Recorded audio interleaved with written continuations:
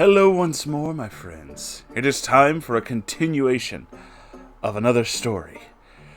From our friend Power of Sky, this is The Tales of Dourbeard, Expunged at last. The finale. Fate delivers just what we need. Or bureaucratic incompetence, whichever you prefer. Months went by after this incident. Life went on as usual. He tried to convince me that we should team up against our abusive mother. And I wasn't having that shit for a second. College wasn't going well, since I suspect that this bastard was stealing my Adderall medication. My mother and I kept bouncing ideas back and forth, trying to figure out how it is we could rid ourselves of this musky blight on our lives without too much drama. Law enforcement is out, and just kicking him out would possibly lead to more fighting. We continued to rack our brains for some sort of relatively peaceful solution for some time, until one day, the answer came to us in the mail. Now, once again, I don't remember all of the exact details. I think it was filing for bankruptcy or taking out a mortgage on the house, whatever it was. My father had to make payments on our house, which, mercifully, he's almost finished with now. But at the time, there must have been some sort of mix-up, because we got a letter from some realtor saying that they're going to buy the house and that we'd have to leave. Now, my mother and I are well aware that this is just some sort of fuck-up, and Dad would have it taken care of. But old Dourbeard, well, he wasn't aware of this in the slightest.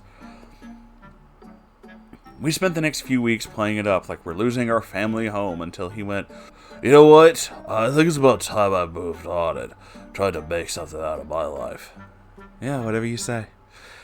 Wasn't long before he packed up the few things he had that weren't falling apart and hightailed it out like a rat on a sinking ship. As he left the home, my mother and I both let out a collective sigh of relief. Finally able to breathe in fresh air for the first time in a long time.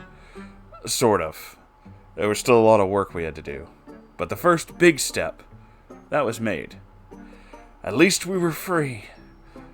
Or so we thought. A week goes by. Mom and I have been making plans to fix up the house. Possibly burn some sage in order to, as my mother put it, expunge his negative energy from the home. Normally I'd say this is bunk, but my cats wouldn't even stick their heads in my brother's room. Not even my oldest cat of 12 years would dare venture in there, until my dad and I gave the place a complete overhaul. So, there's probably some truth to that.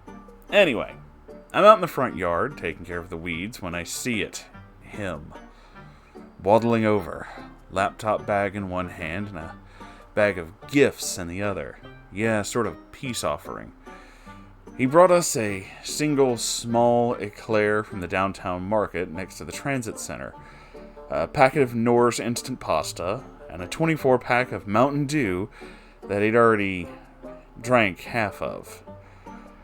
The second I saw his pimply, bearded bastard face walking over, I told him, "What are you doing? You don't live here anymore." Well, he ignores me, walks into the house, goes to my mother's room, and says, "Is it alright if I stay here for the weekend?" Like there's absolutely nothing wrong with this situation. Like he hasn't been an unquestionably negative aspect of our lives for the past decade, or fuck knows how long. My mother knew exactly what game he was playing, and she knew that a weekend would turn into a week, and then a month, and then we'd be right back to where we were before. So she said, "No, you're not welcome here. We're already working on turning that filthy room of yours into an office. You need to find your own way in the world, and we're not going to be supporting you anymore. Now, leave."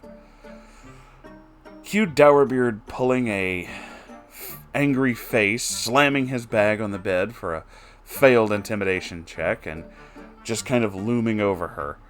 Mom had had enough and just kept screaming, "Get the fuck out of my house." While he just says, "What did I do wrong? I don't know why I can't stay." At this point, I'm fully convinced the inside of his head is actually just a solid 2 inches of bone with a brain barely taking up half the remaining real estate. This fucker hasn't learned a single thing. He thinks that just by doing some basic chores and not being even worse than he is, that he's entitled to just live here. He's almost 30, and he lost the right to make excuses a fucking long time ago. After more shouting from my mother and a threat to call the police from me, he eventually relented and slunked off. Outside of seeing him at the bus stop a few times and him messaging me over Facebook, asking us to pay for his Adderall, we pretty much never hear from him. Last I heard, he's still kind of homeless, bumming around and doing nothing with his life. I'd probably feel worse for him if he'd actually bothered to try at some point in his life. Update, or addendum. Whatever the word is for a piece of information that doesn't quite fit into the story, but is still kind of related. Additionally. The word is additionally. Recently, a family friend of mine has provided me with some information regarding a program to help folks with job training and whatnot. And it was the same program my brother had participated in. Get this, fuckers in there, life and opportunity, got their big fat asses up in the air and he didn't even bother to try. In fact, he fell asleep. I shit ye not, dudes and dudettes, this guy actually pulled the same crap. Not only in school, but according to my mom, in meetings with teachers and discussing academic issues. While I'm out here just tossing out job applications online and hoping for the best, he's out there snubbing help when it's literally right in front of him. Yeah, safe to say he's earned the illustrious position of fat hobo, who probably stinks of top ramen and or ball sweat. Kind of the same thing if you ask me. Okay, first off, don't insult my boy Top Ramen like that. You know, sometimes when you're really poor, you gotta eat.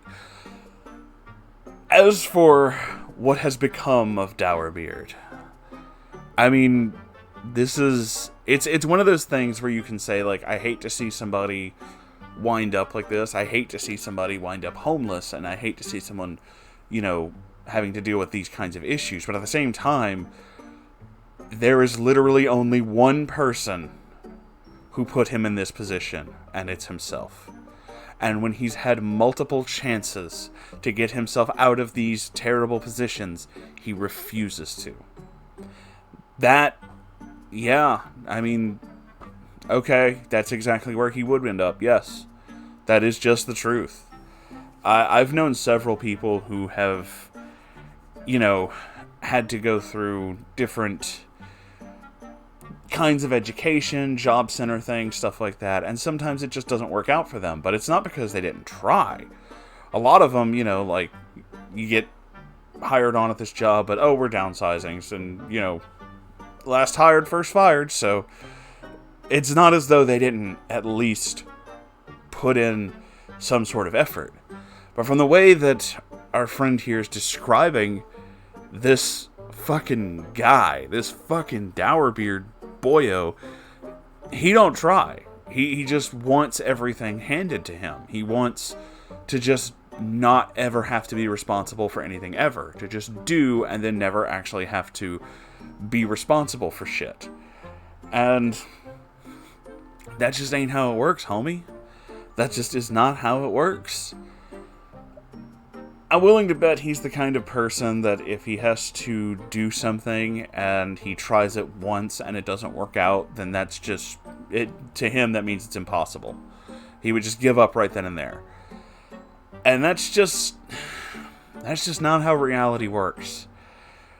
Reality is complicated, and things surrounding reality are also complicated. I didn't learn how to do all this shit just because, you know, I tried it once and it worked out. I was like, no, fuck no. I've heard my earlier videos and they sound like shit. There's a lot of them that I had to do a lot of work to just to get to this point. Same thing with all, like, the mechanical skills that I have. Like, I know how to fix things. Not because, you know, it's easy. And it's like, no. I mean, it's easier now, but that's only because I've done it a lot and I learned from those things. But there are people who just, you know, they'll try one time, and that's as much as they'll try, and then after that, they're just done. But I do have to ask, maybe you know this, or maybe you don't, and you can say so in the comments. He strikes me as the kind of guy who spends a lot of time posting on, like, incel boards. And, like, trolling websites that say things like, you know, women just don't accept the nice guys and shit like that. He just kind of strikes me as one of those guys, because usually when someone is that just lackluster with basic attempts at anything, it usually also means that they're the kind of person who are just like, if they don't get what they want from someone that they find attractive, they tend to explode at them thinking intimidation will work. I can't prove that he posts on incel board, you know, the incel boards, but I feel it. You know what I'm saying? Anyway, that's it for this video, so thank you for sending in this wonderful story, and thank you guys for being here. I love you all so very much, and I'll see you in the next video. Thank you all so much for watching. I hope you enjoyed this video, and a special thanks to my Moonfriendios Babbsy-kun and Stony Inc. If you would like to send in your own story, you can send it to r/MoonhorseStories, or if you would like to donate to my Patreon, you can do that. Please do. There's also a merch store if you want to buy anything there, and, well, honestly, that's about it. Thank you all so much for watching, and I love you all. I'll see you in the next episode. Okay, goodbye now. Bye!